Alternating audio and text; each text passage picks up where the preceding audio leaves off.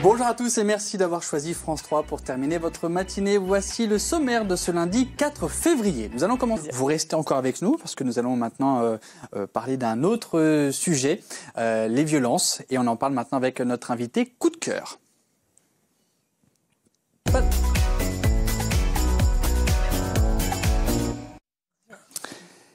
Et alors maintenant, on va en parler avec vous. Donc Catherine, vous êtes notre invitée coup de cœur. Merci d'être avec nous. Catherine, vous avez été policière. Vous l'êtes encore, je crois, maintenant. Je suis plus en activité. Voilà. Et vous avez toujours la fonction jusqu'au 8 mars, Journée internationale des droits de la femme. Bon, très bien, parfait. Alors Catherine, on va d'abord s'intéresser à vous.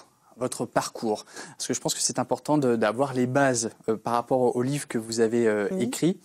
Est-ce que vous pouvez nous dire si déjà petite vous aviez envie de devenir policière? Est-ce que vous étiez, pour tomber dans les clichés, un garçon manqué? Est-ce que vous aviez envie de vous ranger parmi la police ou est-ce qu'elle vous faisait peur? Alors écoutez, je ne connaissais pas du tout le monde de la police quand j'étais petite, pas de policier ni de gendarme dans la famille. Je voulais être prof de sport ou prof de français. Et c'est assez tardivement, je dirais vers 16 ou 17 ans, que peut-être avec les policiers que je voyais, les films policiers que je voyais à la télé, j'ai trouvé ça assez intéressant. Et je me suis intéressée surtout au métier de l'investigation. Donc j'ai fait des études de droit et ensuite j'ai présenté le concours d'inspecteur de police à l'époque que j'ai réussi et j'ai intégré donc l'école de Canet-Cluse. Donc ensuite, j'ai été j'ai été affectée à Créteil, dans le Val-de-Marne, où je suis restée 17 ans, donc en policier d'investigation. Il n'y avait pas de groupe particulier comme aujourd'hui, où on a des groupes des atteintes aux personnes, atteintes aux biens, escroqueries, etc. À cette époque-là, on s'occupait des plaintes que nous prenions, puisque nous assurions la prise de plainte. Et bien évidemment, dès le début, ce qui m'a le plus touchée, ce sont les violences. Toutes les formes de violence. Les atteintes aux biens, évidemment, c'est grave, ça fait mal aux personnes, il y a un préjudice, etc. Parfois même un traumatisme psychique. Quand on est cambriolé, on se sent plus en sécurité dans sa maison, donc c'est pas rien. Mais moi, ce qui vraiment m'a passionnée, ce sont tout ce qui est atteinte aux personnes, donc les agressions.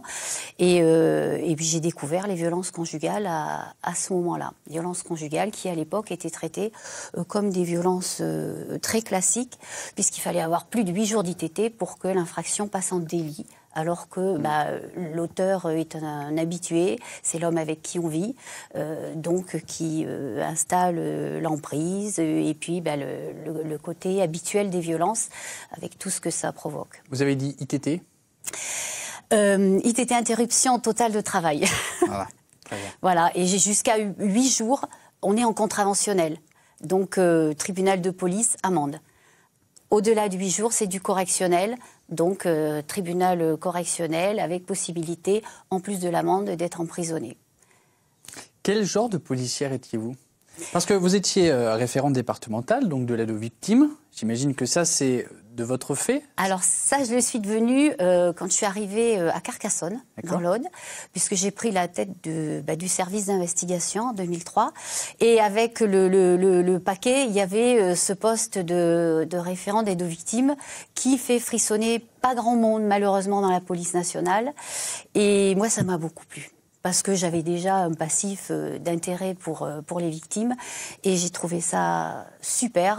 Et quand j'ai changé de poste, j'ai toujours mis l'obligation de partir avec cette casquette-là, ce qui m'a permis de le travailler pendant 16 ans. Et donc ça m'a ouvert à l'extérieur, parce que le policier est dans son enquête, mais le référent d'aide aux victimes, en plus de mon travail quotidien, c'était ouverture vers les autres institutions, notamment la déléguée aux droits des femmes et à l'égalité, avec qui j'ai beaucoup travaillé, les associations comme le CIDFF, donc le CIDFF. Bon, en tout cas, leur mission, si vous ne savez plus... Le sigle, le comité d'insertion aux droits des femmes et des familles, mais c'est dingue. Bon, c'est le stress. Oui, il n'y a pas de souci. Et puis le planning familial, évidemment, le collectif 11 droits des femmes, enfin beaucoup d'associations, les établissements scolaires. qui sont très demandeurs et qui, eux, ont fait sortir aussi des violences faites aux femmes pour aller vers le harcèlement scolaire, vers le bon usage des réseaux sociaux, puisque c'est les chefs d'établissement qui me sollicitaient pour intervenir lorsqu'ils avaient un problème au départ. Et puis après, ça s'est un peu institutionnalisé. Ils faisaient vraiment de la prévention. Karine. Est-ce qu'il y a des freins en interne dans la police ? Il n'y a pas de frein. Il n'y a pas de frein. Moi, je me suis épanouie dans cette institution. Si tu as envie de faire quelque chose, si tu te donnes les moyens, on ne te freine pas. Parce qu'effectivement, il m'est arrivé de faire des choses le soir, le week-end. Voilà, c'est un engagement aussi qui est plus que de la fonction, quoi. Hein. Moi, je suis imprégnée par ça. Oui, vous avez été investie. C'est quelque chose qui me touche beaucoup parce que j'ai rencontré trop de victimes à travers mes procédures, mais aussi après à travers les procédures des autres, puisque j'ai rencontré les victimes de mes collègues que j'ai essayé d'accompagner, de diriger vers des associations, comme France Victime aussi, je ne l'ai pas cité tout à l'heure. France Victime est une belle association aussi. Donc voilà, c'est quelque chose que tient beaucoup à cœur. Eh oui.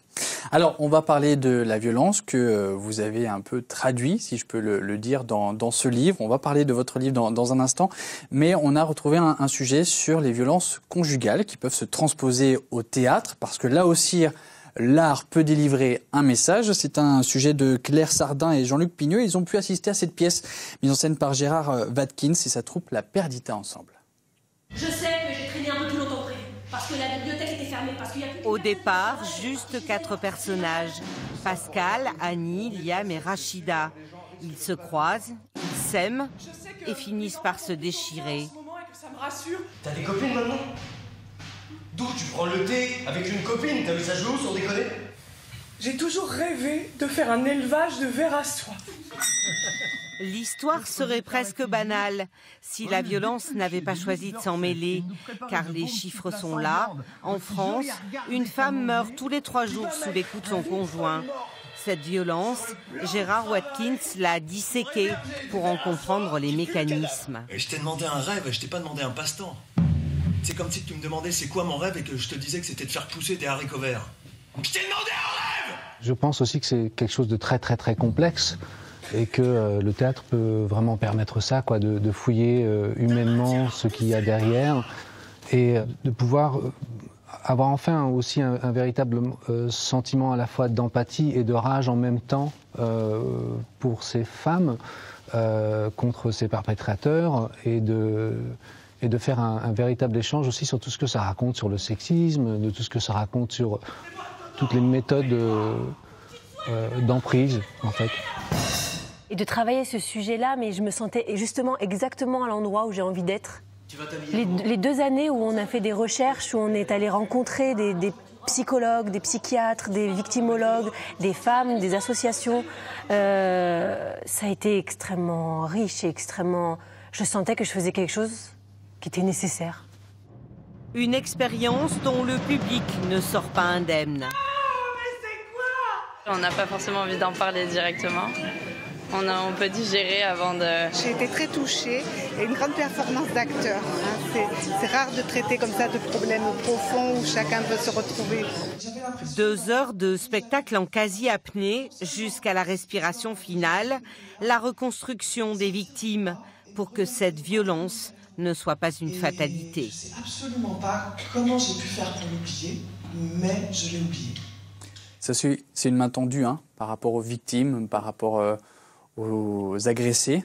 Et c'est aussi à la parole, effectivement, et c'est aussi, en fait, l'objectif de votre livre. Donc vous avez publié ceci, Petite conversation sur les violences, paroles d'une femme policière. C'est aux éditions de L'Harmentan. Et vous parlez de tout dedans, vous parlez aussi bien des femmes, des hommes, des enfants, et que ça soit, je le disais tout à l'heure, violence avec un grand V, c'est-à-dire le harcèlement... Le harcèlement, toutes les agressions sexuelles, les viols, le harcèlement professionnel, le harcèlement à l'école, les violences conjugales. Et parce qu'en fait, c'est ce que moi j'appelle les violences habituelles qui fonctionnent un petit peu sur la même stratégie. Alors, il faut d'abord savoir que le lit vraiment des violences, c'est les inégalités. Et ces auteurs de violences habituelles veulent dominer, veulent avoir vraiment l'ascendant sur leurs victimes. Donc ça peut être effectivement la femme, mais ça peut être aussi la collègue de travail, ça peut être le camarade à l'école. Et donc c'est ces mécanismes qui vont créer une forme d'emprise, un cycle des violences qu'on identifie très bien dans les violences conjugales, et puis le stress post-traumatique dont on parle très peu, mais qui est très lié notamment aux violences conjugales et au viol, et qui explique ce stress post-traumatique des comportements, des victimes parfois ont des comportements paradoxaux, et elles vont perdre leur crédibilité face à un enquêteur, face à un médecin, face à un magistrat, un travailleur social. On va remettre en cause leurs paroles, mais ça s'explique. Physiologiquement, ça s'explique. Donc ce livre, je l'ai écrit parce que moi, il m'a fallu 30 ans pour comprendre tout ça, et je voudrais faire gagner du temps à ceux qui démarrent leur carrière, quelles que soient les professions que je viens de citer, parce que les victimes, elles n'ont pas le temps d'attendre 30 ans, quoi. Il y a une femme qui meurt tous les 3 jours en France. On pense qu'il y a entre 10 et 12 enfants qui souffrent de harcèlement à l'école. Il y a un enfant sur 5 qui est victime d'attouchement ou de viol. Elles n'ont pas le temps, ces victimes-là, d'attendre. Et effectivement, ces victimes avec un grand V, parce que ce sont les femmes, les hommes, les enfants, parce que chacun de nous peut être victime à un moment de sa vie. C'est pas aussi que des victimes toutes timides, toutes introverties. C'est aussi des gens qui sont costauds et qui, à un moment de leur vie, vont être vulnérables et vont rencontrer leur bourreau. Alors justement, j'aimerais lire un petit passage de votre livre, parce que donc il y a tout ce que vous avez dit, toutes les thématiques que vous élaborez, vous rédigez, donc en fait en revenant sur les lois, les chiffres que vous avez constatés sur les différentes violences, mais il y a également des témoignages. Et j'aimerais lire donc ce début de chapitre 5 avec Jacqueline.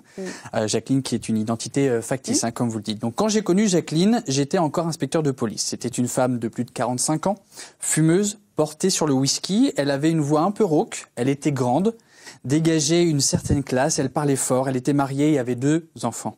Son mari, chef d'entreprise, plus petit qu'elle, grassouillé, costume cravate et violent. Il la battait comme plâtre depuis des années. Je ne sais plus comment nous avons fait connaissance toutes les deux. Sans doute un jour où elle est venue faire une main courante. Ah, la fameuse main courante. Celle qui ne sert à rien, celle qui rassurait. J'ai dit ça à la police, je suis protégé, ça va mieux. Quand j'étais jeune policier, certaines femmes arrivaient couvertes d'hématomes et de traces de coups, mais elles ne voulaient pas déposer plainte, ou bien les vieux policiers de l'époque leur déconseillaient. Vous n'allez pas porter plainte contre votre mari, le père de vos enfants. Attendez un peu, ça va s'arranger. On pouvait bien aller voir le médecin, chez l'assistante sociale au commissariat, mais c'est partout pareil, personne ne les prenait au sérieux. C'est saisissant. Ça, Et c'est la vérité. Eh oui. C'est la vérité, et c'est d'ailleurs pour ça que ce fléau existe toujours. Et il se maintient, parce que certes, on l'évoque dans le livre, la loi a évolué, heureusement, Dieu merci, mais il y a des choses qui sont prévues dans la loi et qui ne sont pas encore concrétisées. La formation de tous les professionnels, par exemple. C'est pas vrai encore, c'est pas vrai. Alors il y a des formations, moi je vois chez nous dans la police nationale, on va former dans l'année 200 policiers d'investigation aux violences conjugales. On est plus de 100 000.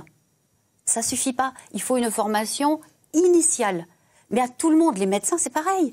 Les violences conjugales, il n'y a pas un chapitre là-dessus. Les viols, il n'y a pas un chapitre là-dessus.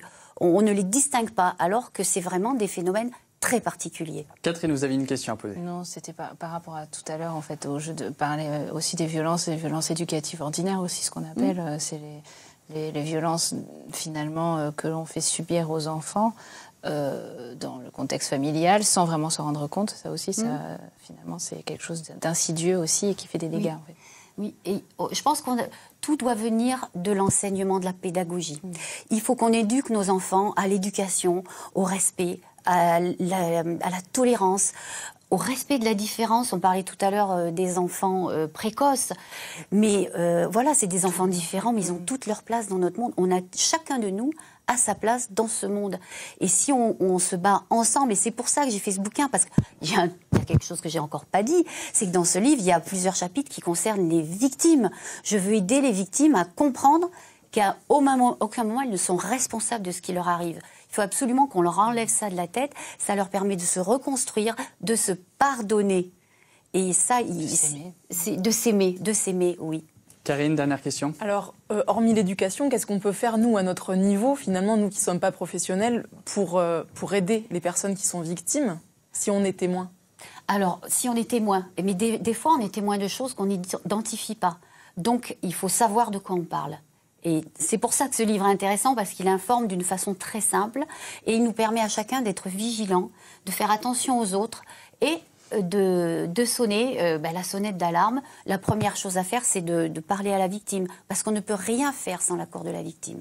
Mais il faut qu'elle sache qu'elle a des gens de son côté, des gens pour l'aider, qu'elle a sa place, qu'elle a toute sa valeur et qu'on doit lui redonner l'estime de soi. Merci beaucoup d'être venu nous présenter. C'est pareil, là encore, on pourrait faire toute une émission avec vous. Allez-y. Je voudrais juste rajouter un petit mot. Votre titre d'émission est génial. Ensemble, c'est mieux. Ouais. Et moi, je le compléterai. Ensemble, c'est possible. Ensemble, c'est possible pour parler, pour aider les victimes. Et donc, ensemble, c'est mieux pour en parler aussi. Et on est très touchés. Enfin, voilà. Merci d'être venu sur ce plateau. Petite conversation sur les violences.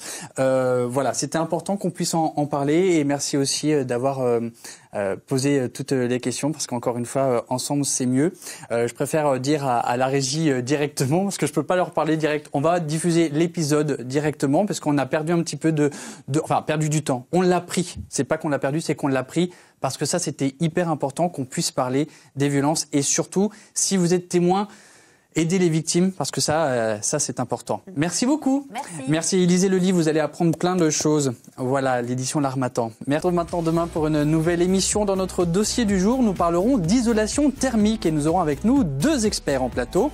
Et puis pour notre invité coup de cœur, on viendra nous présenter une plateforme pour apprendre le mandarin, apprendre ensemble de façon ludique et simple. Tout de suite, c'est le 12-13 sur France 3 avec tout d'abord l'édition régionale puis l'édition nationale. Merci pour votre fidélité. Je vous donne rendez-vous demain à 10h50 sur France 3. Pour Ensemble, c'est mieux. Merci. Au revoir.